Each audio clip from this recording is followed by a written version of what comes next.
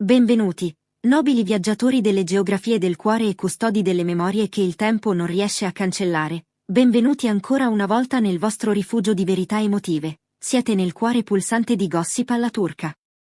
Ci sono connessioni che sfidano la logica, legami che si formano nel silenzio di una stanza affollata, creando un mondo parallelo dove esistono solo due persone. Avete presente quella sensazione? Quando due anime si trovano in uno spazio caotico, eppure, inspiegabilmente, formano una galassia a sé stante. Quando un sorriso indugia una frazione di secondo di troppo, caricandosi di significati non detti. Quando una parola atterra come se portasse con sé un segreto antico. Oggi, vi invito a immergervi con noi nell'analisi più dettagliata e profonda mai realizzata sui segnali in codice, gli sguardi rubati e quell'elettricità silenziosa che crepita costantemente tra Bararduk ed Elçin Sangu.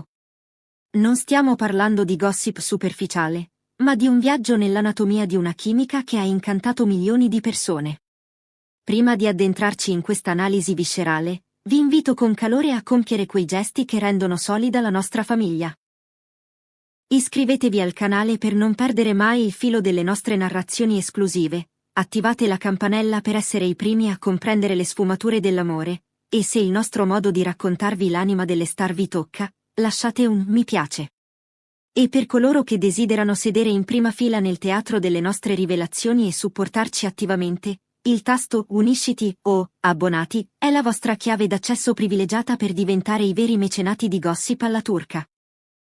Mettetevi comodi, perché stiamo per esplorare ciò che le parole non possono dire.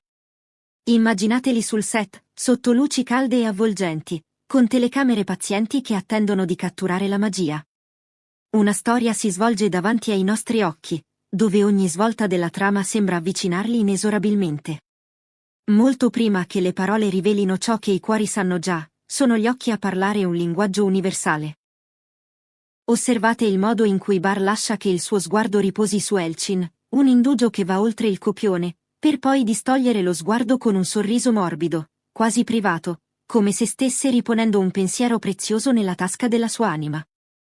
Notate come Elçin incontri il suo sguardo senza battere ciglio, sostenendolo quel momento in più rispetto a quanto richiesto dalla scena, una sfida silenziosa e complice, per poi tornare al momento presente come se nulla fosse accaduto. Questi non sono grandi fuochi d'artificio che illuminano il cielo per un istante, sono fiamme di candela, tremolanti ma tenaci, che si rifiutano di essere spente dal vento della banalità. È il gesto attento di spostare una ciocca di capelli ribelle dal viso di lei, non per estetica, ma per cura. È la correzione giocosa di un bavero della giacca, un pretesto per un contatto. È l'istinto rapido di stabilizzare l'altro quando qualcuno fa un passo falso. I riflessi non mentono. Quando la cura si manifesta più velocemente del pensiero cosciente, c'è una storia già scritta sotto la pelle, una narrativa incisa nei nervi e nei muscoli. Le parole, ovviamente, sono le grandi ingannatrici. In pubblico, rimangono perfettamente innocue, diplomatiche, professionali. Ma ascoltate attentamente il tono, ciò che è nascosto tra le virgole e le pause. Quando Bar si complimenta per la disciplina di Elçin, non lo fa con la freddezza di un collega. Lo fa con un calore che sa di gratitudine, come se avesse visto personalmente come quella forza tiene insieme una lunga giornata di lavoro. Quando Elçin elogia la sua pazienza, non suona come una qualità astratta, ma come un'intimità vissuta, pazienza con i suoi ritardi alle battute condivise, pazienza con il suo perfezionismo maniacale. Pazienza con quel tipo di chimica esplosiva che complica ogni addio alla fine della giornata lavorativa. Si proteggono con battute, con deviazioni timide, con deflessioni scintillanti, ma il prendersi in giro può essere una tenda, e dietro le tende, le emozioni provano la verità. Poi arrivano le coincidenze che si accumulano, delicate come piume finché non pesano qualcosa di reale. Si nascondono da un temporale improvviso, tuffandosi nello stesso caffè di una strada secondaria perché l'istinto li manda in direzioni identiche. Un viaggio di lavoro li mette sullo stesso volo, e ci capita di vederli vagare per l'aeroporto a pochi minuti l'uno dall'altro, teste basse, piedi che si muovono allo stesso ritmo, come magneti attratti dalla stessa forza.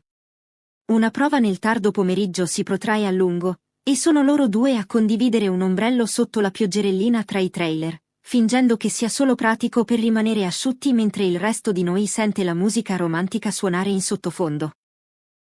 Il destino ama sembrare un cattivo tempismo, ma noi non ci lasciamo ingannare. La vulnerabilità è dove la verità respira. Quando una persona ti affida le parti morbide della sua storia, quelle che un riflettore può ferire, appare un ponte. Abbiamo visto Elchin parlare delle proprie paure con una chiarezza che disarma, e il modo in cui Bar ascolta non è passivo. È una vigilanza gentile, come se stesse custodendo ogni parola finché il momento non passa. Abbiamo visto Bar ammettere il peso delle aspettative che a volte segue il successo, e la risposta di Elchin non è mai un conforto generico. Offre prospettiva, umorismo e quel linguaggio preciso che solo qualcuno che ha preso appunti sulla tua anima può dare. Questi sono gli scambi che non gridano, mormorano, e la nota persiste nell'aria. E che dire dei piccoli dettagli, quelli che non possono essere messi in scena perché richiedono memoria e attenzione? È il modo in cui lui ordina il caffè per lei prima che lei lo chieda, perché ricorda l'esatta tostatura che preferisce e come cambia la dolcezza quando è nervosa. È lei che nota un piccolo taglio sulla sua nocca e glielo chiede più tardi, dopo che le telecamere si sono spente, perché ricorda che non c'era il giorno prima. Lui ride di un riferimento che lei fa da mesi fa, un frammento di una battuta che solo loro sembrano trattenere, e lei guarda in basso per nascondere il sorriso che tradisce tutto. Questi non sono grandi gesti.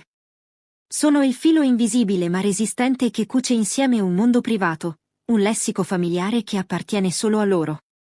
E per quelli di noi che guardano, è inebriante perché sembra la verità che osa essere detta. Per i fan che hanno seguito Bar ed Elchin dalle loro prime scene alle loro apparizioni più recenti, leggere i segni diventa una caccia al tesoro. Inizi a riconoscere quello sguardo che lui ha quando lei lo fa ridere troppo forte, uno sguardo di pura gioia infantile. Noti che lei si rilassa fisicamente quando lui entra in una stanza, come una ballerina che trova il suo equilibrio. Ricordi il giorno in cui hanno condiviso una storia su una prova a tarda notte che è degenerata in isterismi, e il modo in cui entrambi l'hanno raccontata suggeriva che il ricordo contava meno per la sua commedia e più per la compagnia che si tenevano mentre ridevano. L'istinto non è sempre corretto, ma raramente inventa calore dove non ne esiste. E parliamo di dialogo, le parole che scivolano fuori dai bordi. Quando Elchin dice "Solo tu capiresti questo", suona come una porta che si apre su un'intimità esclusiva. Quando Bar mormora "Non l'avevo capito di te", sembra che qualcuno stia prestando attenzione da più tempo di quanto sapessimo. I complimenti possono essere un camuffamento, ma servono anche come confessioni che non rischieranno la ricaduta di un'etichetta. Parlano di professionalità e rispetto, sì, ma c'è un accento sulle sillabe che appartengono a qualcosa di più morbido, qualcosa di privato. Considerate come il tempo si comporta intorno a loro. I minuti si allungano quando stanno troppo vicini. Un'intervista che dovrebbe durare 5 minuti ne diventa 15 perché ogni risposta diventa un duetto. Si alternano nel guidare e nel cedere, ognuno facendo istintivamente spazio al punto dell'altro. Sono fluenti nel tempismo l'uno dell'altro, una maestria che si impara, non si assegna. Che stiano provando una scena romantica o discutendo di un banale cambio di programma, il loro ritmo è intatto. Le persone che condividono il ritmo non inciampano tanto quanto ondeggiano insieme. Ora immaginate un momento di crisi sul set, nulla di drammatico, solo un intoppo che potrebbe far deragliare una giornata. Uno di loro vacilla per un secondo, e prima che un regista chiami lo stop, l'altro è lì. La soluzione è pratica, sì, ma l'istinto è protettivo. I loro occhi si incontrano, la gratitudine si inarca attraverso la distanza, e poi tutto torna alla normalità. Ma l'avete visto, vero? La promessa conficcata sotto l'efficienza, il sussurrato "ce l'abbiamo fatta", che non ha bisogno di essere pronunciato. Puoi provare molte cose, la devozione non è una di queste. Naturalmente, nulla alimenta una storia come la vicinanza, e il destino continua a scriverli nella stessa cornice. Si spostano nello stesso angolo del dopofesta, attratti da un accordo non detto. Lasciano un panel e camminano al passo senza accorgersene finché le telecamere non li trovano. Si presentano indossando colori che accidentalmente si completano a vicenda, come se una tavolozza sottile fosse stata concordata attraverso la telepatia. Suona sciocco finché non ti rendi conto di quanto spesso continua a succedere. Le coincidenze, quando ripetute, assumono la forma dell'intenzione. Per tutto il tempo, questi due creano una danza attenta intorno alle definizioni. Sono amici, professionisti, co-cospiratori nell'arte di far sembrare le scene realtà. Eppure l'aria tra loro sembra carica, come se la musica stesse sempre aspettando un segnale. Forse hanno fatto un patto per proteggere ciò che hanno rifiutandosi di nominarlo. Forse temono che nominarlo lo renderà pesante. O forse stanno ancora scoprendo cos'è, e la scoperta è più dolce senza commenti. Perché questo ci importa? Perché riconosciamo la fioritura di qualcosa di raro. Siamo stati tutti su quella soglia in cui uno sguardo diventa un linguaggio. Ci sporgiamo perché la loro storia ci ricorda il rischio coraggioso e bello di lasciare entrare qualcuno. E li incoraggiamo sottovoce, perché una parte di noi crede che due persone che si ancorano a vicenda nella tempesta meritino qualunque miracolo silenzioso possano costruire insieme. Quindi stasera, abbiamo setacciato i segni. Gli sguardi che ritornano come maree, i tocchi che fingono di essere incidenti, i complimenti che si nascondono in bella vista, gli amici che sorridono perché non possono farne a meno, le coincidenze che si moltiplicano finché le chiamiamo destino, le confessioni private che si trasformano in fiducia, i piccoli dettagli notati solo da qualcuno che si preoccupa, e le ragioni per cui un segreto potrebbe essere necessario giusto il tempo che qualcosa di delicato diventi forte. Messi insieme, questi pezzi del puzzle abbozzano un quadro che assomiglia molto all'amore che prova le sue battute dietro il sipario. Se avete guardato Bar ed Elchin da vicino come abbiamo fatto noi, sapete che anche quando le luci del palco si spengono, la storia non finisce. Persiste negli spazi tra le interviste e la lunga camminata verso un'auto in attesa. Si aggrappa all'eco di una risata e all'eco di un tocco. Li segue nel prossimo progetto, sul prossimo tappeto rosso, nel prossimo pomeriggio tranquillo in cui un messaggio arriva su un telefono e cambia la giornata. E se ci sbagliamo, se questa è solo amicizia perfezionata, allora che bella amicizia a cui assistere. Ma i nostri cuori, testardi e speranzosi, sospettano che ci sia di più. Grazie per aver condiviso con noi questo viaggio nell'invisibile. Se questa analisi vi ha toccato l'anima, lasciate un mi piace, iscrivetevi al canale e supportateci tramite il tasto abbonati. Fino alla prossima rivelazione, ricordate, a volte, ciò che non viene detto è la storia più vera. Questo è Gossip alla turca.